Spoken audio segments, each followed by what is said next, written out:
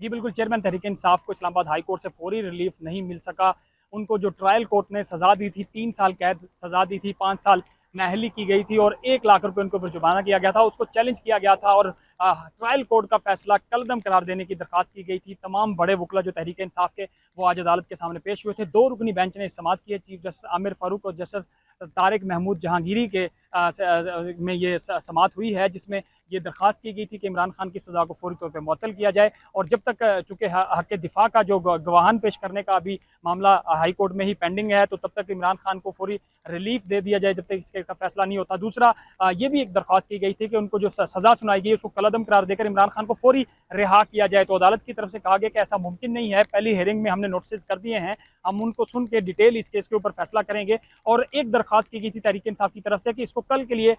जो है वो दोबारा समाअत के लिए मुकर्रर कर दिया जाए, लेकिन अदालत की तरफ से कहा गया कि चीफ जस्टिस आमिर फारूक की तबीयत नासाज है और उन्होंने अपने मेडिकल चेकअप के लिए रवाना होने हैं, तो लिहाजा कल ये फिक्स नहीं हो सकती और जुम्मे के दिन 2 रुकनी बेंच बैठ नहीं सकता, तो लिहाजा अगले हफ्ते में किसी भी दिन इसको हम लगा देंगे। चीफ जस्टिस की तरफ से रिमार्क दिए गए कि 5-6 दिन में हम इसको किसी भी दिन में समाअत के लिए मुकर्रर कर देंगे और अगले फिर देखना होगा कि अगर मजबूत दलाइल दिए जाते हैं तहरीक इंसाफ के वकला की तरफ से, तो फिर इमरान खान की जो सज़ा है शायद उससे वो कलअदम हो जाए या उनको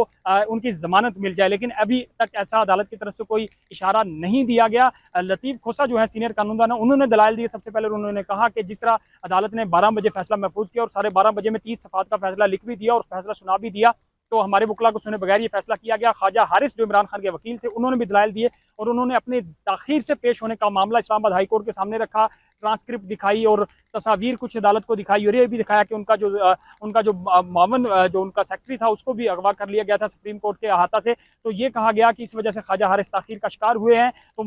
अदालत की तरफ से ये कहा गया है कि अभी हम इलेक्शन कमीशन को और दीगर को नोटिस कर देते हैं, लेकिन इस केस को सुन के फिर डिटेल इसका फैसला करेंगे। तो इमरान खान का आज जो कहा जा रहा था कि शायद उनको रिलीफ मिल जाए या उनकी सज़ा ख़त्म हो जाए, तो ऐसा पहले दिन आमतौर पर भी जब भी केस लगता है तो नोटिस होते हैं और उसके बाद बाकायदा केस चलता है और फिर उसका कोई ना कोई फैसला सामने आता है।